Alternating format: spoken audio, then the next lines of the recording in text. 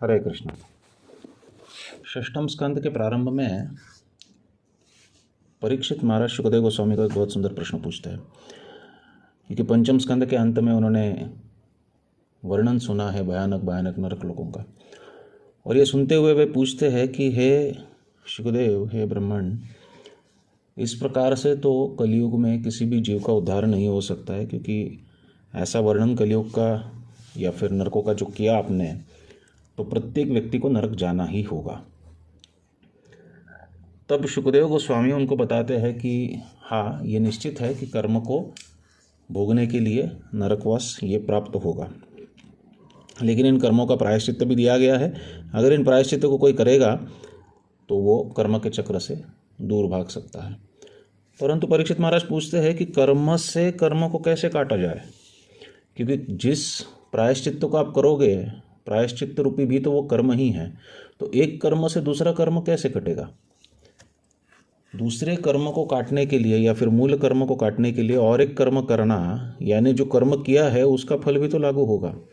तो इस प्रकार से देखा जाए तो ये कर्म का चक्र बड़ा गहन है, और इसलिए भगवान भगवद गीता में कहते हैं कि गहना कर्मणो गति।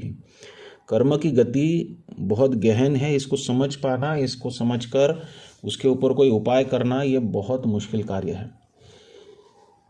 और फिर शुकदेव गोस्वामी को परीक्षित महाराज कहते हैं कि मैं तो देख रहा हूँ, जहाँ तक मेरी समझ है, मैं तो समझ रहा हूँ, ये तो कुंज और शौचवत है, ये हाथी स्नान के बराबर है। हाथी स्नान करने के लिए किसी सरोवर में प्रवेश करता है, साफ होकर बाहर निकलता है, बाहर आने के बाद फिर से अपने आप पर मिट्टी डाल लेता है। तो उसी प्रकार अगर कोई कर्म से कर्म को काटने का प्रयास करेगा तो वो एक कर्म करेगा, उसको काटने के लिए दूसरा कर्म प्रायश्चित्त रूप में करेगा, लेकिन फिर उस कर्म का भी तो उसे भुगतान करना होगा, क्योंकि पाप और पुण्य ये दोनों परस्पर विरोधी होने पर भी दोनों का ही फल जो है ये भुगतने के लिए हमको यही आना होता है। तो ऐसे देखा जाए तो फिर तो उसमें इस चक्र में से छुटकारा तो कहीं नहीं हो सकता है। और फिर उसके उत्तर में शुकदेव गोस्वामी कहते हैं कि हाँ, ये बात सही है कि कर्म ना कर्म निर्हारो, कर्म से कर्म को नहीं काटा जा सकता है, और इसलिए व्यक्ति को चाहिए ऐसा साधन जो सभी प्रकार के कर्मों से उसकी मुक्ति कर सके, क्योंकि जब तक हमारी मुक्ति कर्मों से नहीं होगी तब तक हम इस जगत से छुटकारा नहीं पा सकते हैं, इस जगत के दुख से छुटकारा नहीं पा सकते हैं। तो फिर क्या किया जाए? तो तब जाकर शुकदेव गोस्वामी एक बहुत सुंदर उपाय बताते हैं, और वो षष्ठम स्कंद के प्रथम अध्याय में, मेरे ख्याल से 19वां ऐसा कुछ श्लोक है, तो उसमें कहते हैं सक्रिन मनः कृष्ण पदारविंदयोर। अगर कोई सक्रिन बहुत ही अनायास भगवान श्री कृष्ण का स्मरण कर ले, मनः कृष्ण पदारविंदयोर निवेशिता तद्गुणराग यैरिहि, उसका मन अगर भगवान के नाम में, गुणों में, लीलाओं में अगर निवेशित हो गया एक क्षण के लिए भी, ऐसा ज़रूरी नहीं है कि बहुत अधिक निर्जन भजन में वो गया है, वो एक एक क्षण के लिए भी भगवान में उसका मन लग जाए। सक्रिन मनः कृष्ण पदारविंदयोर निवेशिता तद्गुणराग यैरिहि नते यमं पाशभृतश्च तद्भटान स्वप्ने भी पश्यन्ति ही चीर्ण निष्कृतः। तो उसको स्वप्न में भी यमदूतों का, यमभट यानी यमदूतों का और यमराज का दर्शन नहीं होगा। ये निश्चित सिद्धांत है। भगवान का केवल स्मरण मात्र करने से व्यक्ति महान भय से, स्वल्पमप्यस्य धर्मस्य त्रायते महतो भयात्, महान भय से बच जाता है। और अगर इसकी व्यवस्था हमने इसी मनुष्य जीवन में नहीं की तो बहुत भयानक दुख जो है ये हमारी प्रतीक्षा कर रहा है। भयानक दुख जिसकी कल्पना हम नहीं कर सकते। जीव को बड़ा कष्ट होता है जब वो नरक यातना भुगतने के लिए उस यात्रा पर जाता है।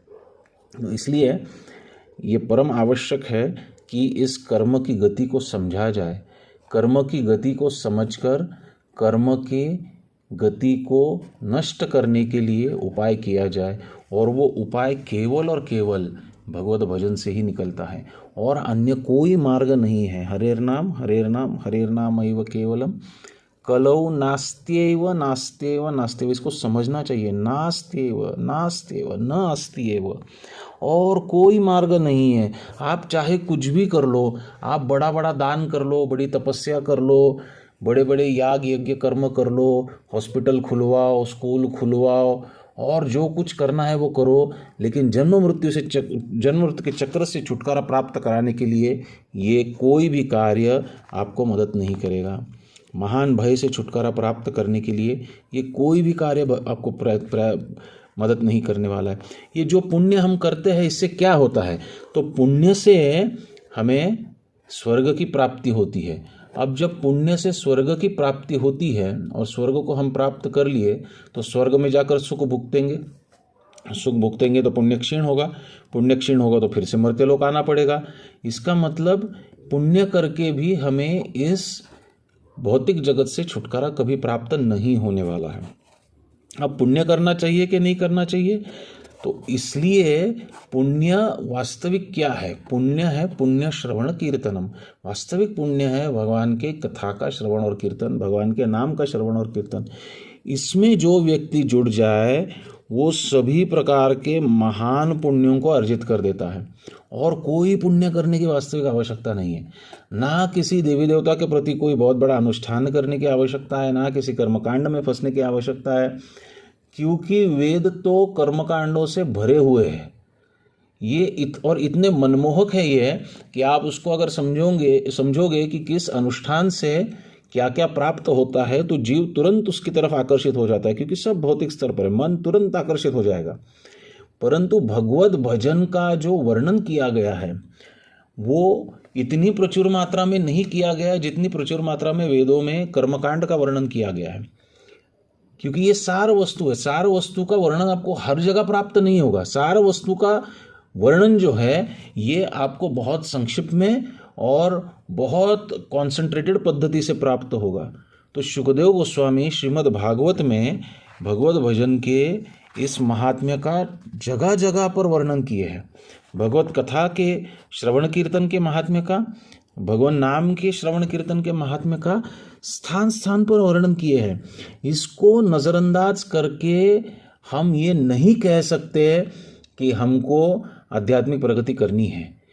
इसको कभी भी इग्नोर नहीं किया जा सकता। इसलिए भगवत भजन को बहुत ज़्यादा सीरियसली लेना चाहिए। हम जिस भजन रहस्य श्रृंखला में आगे बढ़ेंगे आगे जाकर, ये श्रृंखला इतनी सुंदर है। भक्तिनाथ ठाकुर समझाते हैं कि अलग अलग समय पर किया हुआ भजन भक्ति के कौन से स्तर को दर्शाता है। तो हमारी प्रगति को चेक करने के लिए एक एक पॉइंट जो है बहुत महत्वपूर्ण होने वाला है।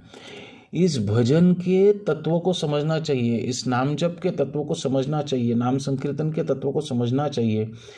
ये सब समझने के बाद जो भजन होगा ना वो बहुत अलग प्रकार से होगा। इसका अभ्यास होना चाहिए। भजन को एक मामूली कर्मकांड के रूप में नहीं ले लेना चाहिए कि अब बस दीक्षा हो गई है, नाम जप हम कर रहे हैं और ये हमको ज़िंदगी भर करना है। आज करे या कल करे, सुबह करे या रात को करे, शाम को करे, दोपहर को करे, इससे क्या फ़र्क पड़ता है, नाम जप तो करते रहना चाहिए। ये बाद में जाकर कर्मकांड में परिवर्तित होता है, एक रिचुअलिस्टिक एक्टिविटी में परिवर्तित होता है। हालांकि भजन रिचुअलिस्टिक नहीं है, भजन कोई कर्मकांड नहीं है, लेकिन हम उसको उस भाव से लेने लगते हैं।